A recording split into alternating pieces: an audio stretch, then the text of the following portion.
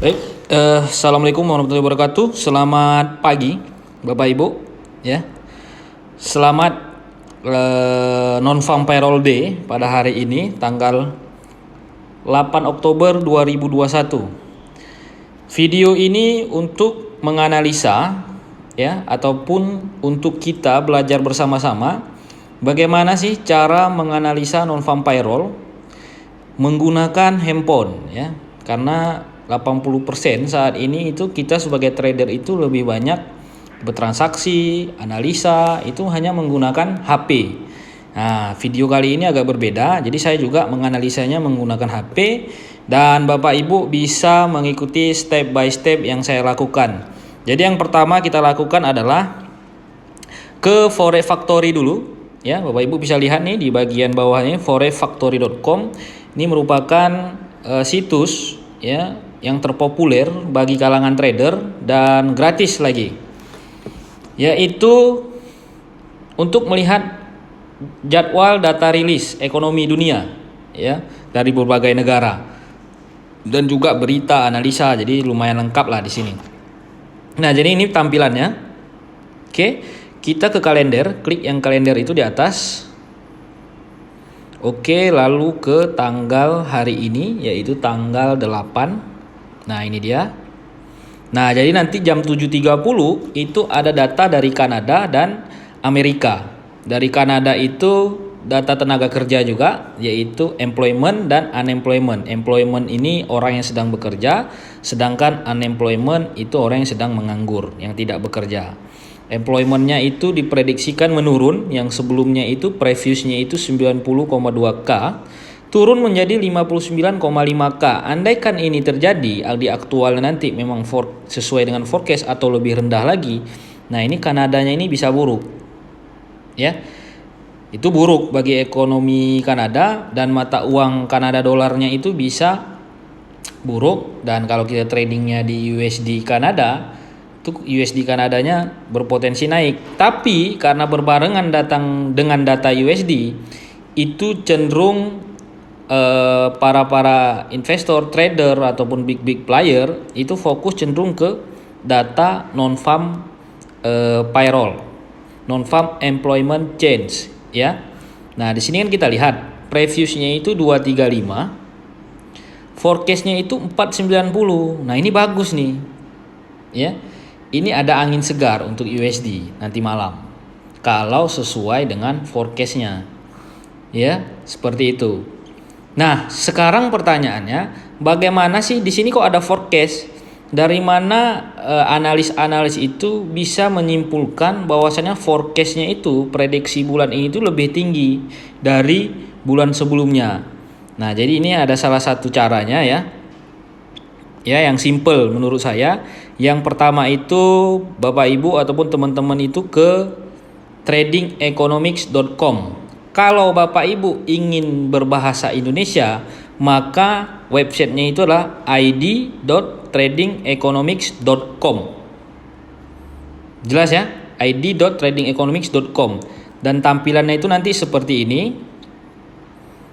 Ya, di awal itu nanti akan muncul kalender ekonomi juga di sini. Nah, jadi stepnya Bapak Ibu langsung ke negara-negara, klik pojok kanan atas negara-negara, lalu klik Amerika Serikat karena yang ingin kita lihat adalah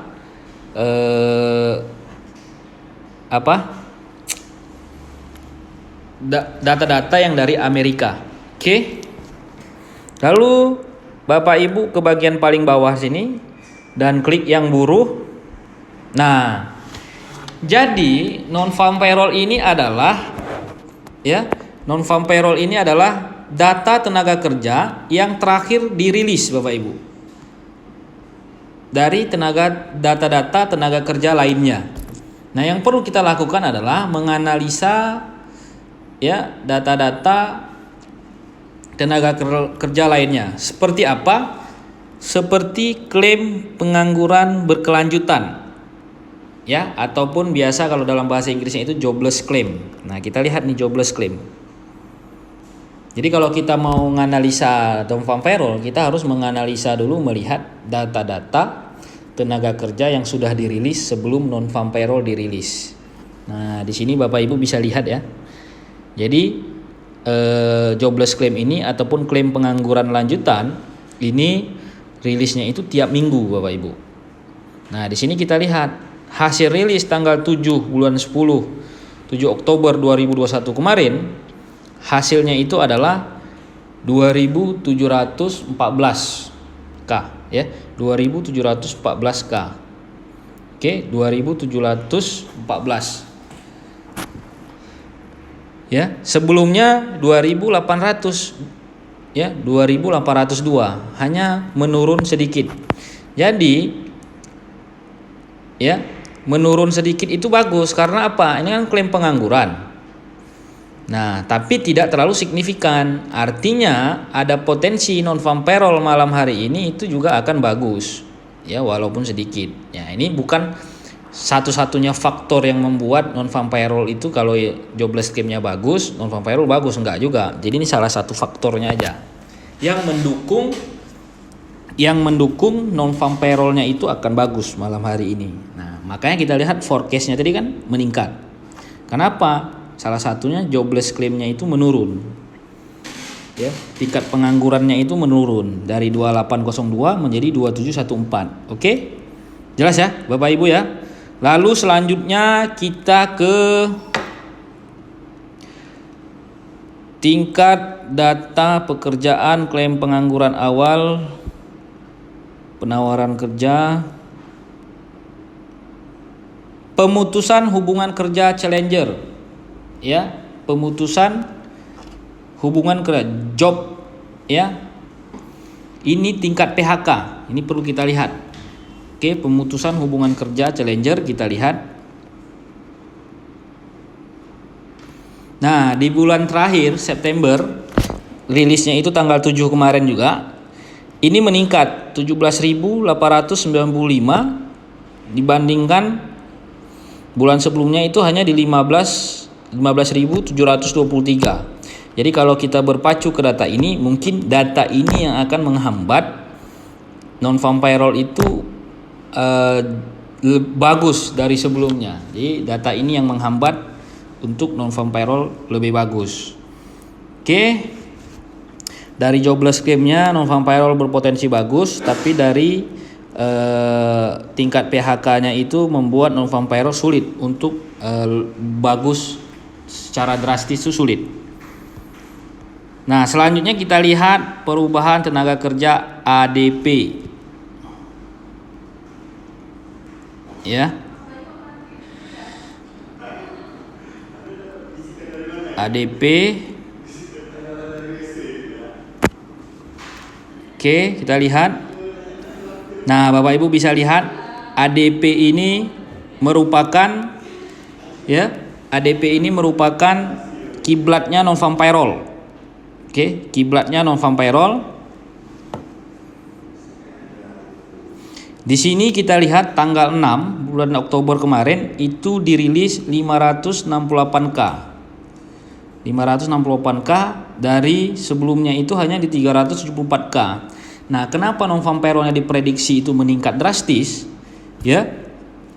Karena ADP-nya aja ini meningkatnya ini lumayan drastis dari 374 ke 568. Jadi kalau kita berpacu ke tiga data tadi, jobless claim-nya itu bagus, berpotensi non-farm payroll-nya bagus, tingkat PHK berpotensi membuat non-farm payroll-nya meningkat mungkin tapi sedikit aja, tapi ditambah dengan ADP yang berpotensi bagus, jadi fix ya, kemungkinan besar non-farm payroll malam hari ini akan bagus Bapak Ibu.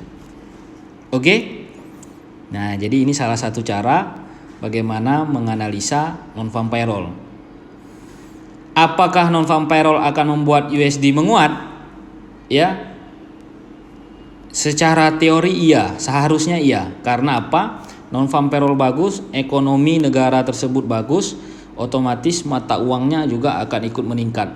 Tapi faktanya di lapangan terkadang non-farm payroll bagus, mata uangnya malah buruk. So, bagaimana caranya? Bagaimana supaya kita bisa entry di saat non-farm payroll? Nantikan video setelah ini, Bapak Ibu. Oke. Saya ucapkan terima kasih banyak. Salam Widro luar biasa.